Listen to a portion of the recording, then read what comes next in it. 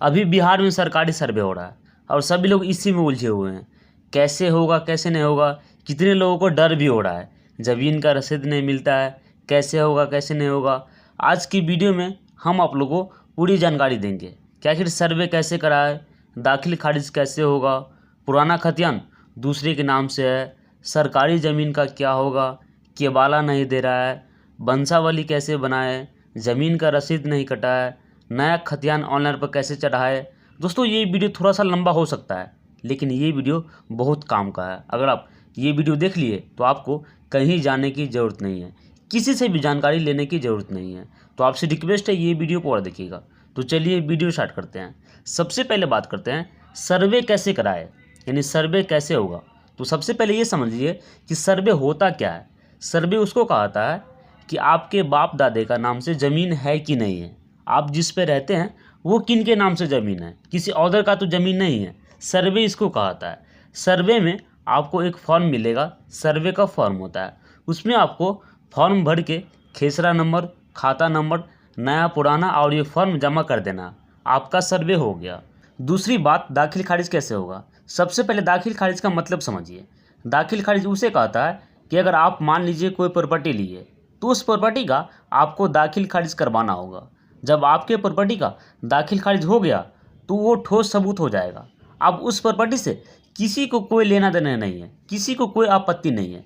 अब उस प्रॉपर्टी पर सिर्फ आपका अधिकार है, इसीलिए कहता है दाखिल खारिज कराना होगा। नंबर 3 पर है पुराना खतियान दूसरे के नाम से है। इसमें कोई झंझट वाली बात नहीं है, इसमें कोई डरने की बात नहीं है, क्योंकि अधिकतर आदमी का खतियान जो है अभी दूसरे के नाम से है। ज़मीन उसका है लेकिन बेशक खतियान जो है किसी दूसरे के नाम से है। ऐसा इसलिए हुआ है क्योंकि शायद 1971 में एक बार और सर्वे हुआ था। उस सर्वे जो हुआ था उस टाइम में ऑनलाइन सिस्टम नहीं चलता था, ऑनलाइन सिस्टम अब चला है, इसीलिए अधिकतर आदमी का खतियान किसी दूसरे नाम से है। तो इसमें डरने की बात नहीं है, क्योंकि 1971 में जो सर्वे हुआ था उसका कोई मान्य नहीं हुआ है। अब जो सर्वे होगा इसमें आप जिसके नाम से खतियान अवेलेबल करवाना चाहते हैं ऑनलाइन पर, उसके नाम से हो जाएगा। नंबर 4 पर है सरकारी ज़मीन का क्या होगा।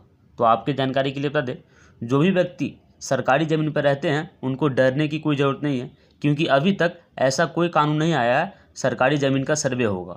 क्योंकि जो भी व्यक्ति सरकारी ज़मीन पर रहते हैं 30 साल से ज़्यादा, उस पर उसी का अधिकार है, उससे कोई लेना देना नहीं है। अगर वो रहता है उस पर उसका अधिकार है तो उसी का अधिकार है।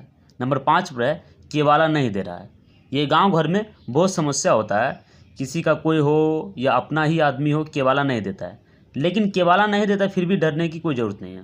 आपको राजस्व विभाग कार्यालय में जाना होगा, उसमें एक फॉर्म मिलता है, फॉर्म भर के आपको जमा करना होगा और आपके ज़मीन का सारा ब्यौरा आपको दे दिया जाएगा।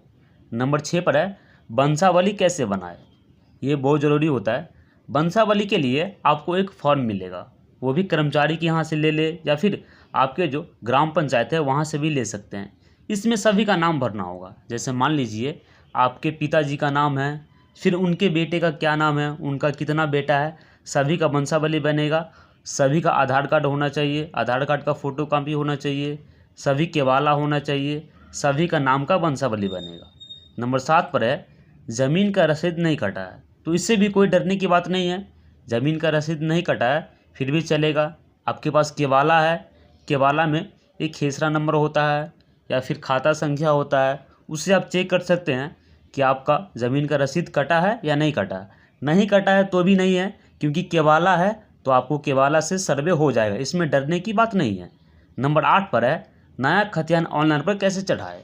अगर आपका खतियान बन गया है, आपके पास केवाला है, तो आप कर्मचारी को जाके बोल के आप ऑनलाइन पर अपना खतियान चढ़ा सकते हैं। तो दोस्तों ये था ज़मीन का सर्वे का आइडिया। तो दोस्तों डरने की कोई बात नहीं है, ये सारा होगा और ये अभी 1 साल नहीं 5 साल तक चलेगा। ऐसे तो कहा गया है सिर्फ 1 साल ही चलेगा, लेकिन 5 साल तक चलेगा, क्योंकि जब 1971 में सर्वे हुआ था तो वो 7 साल तक चला था। तो इसमें डरने की कोई बात नहीं है, सारा काम हो जाएगा, बस आपको जानकारी होना चाहिए।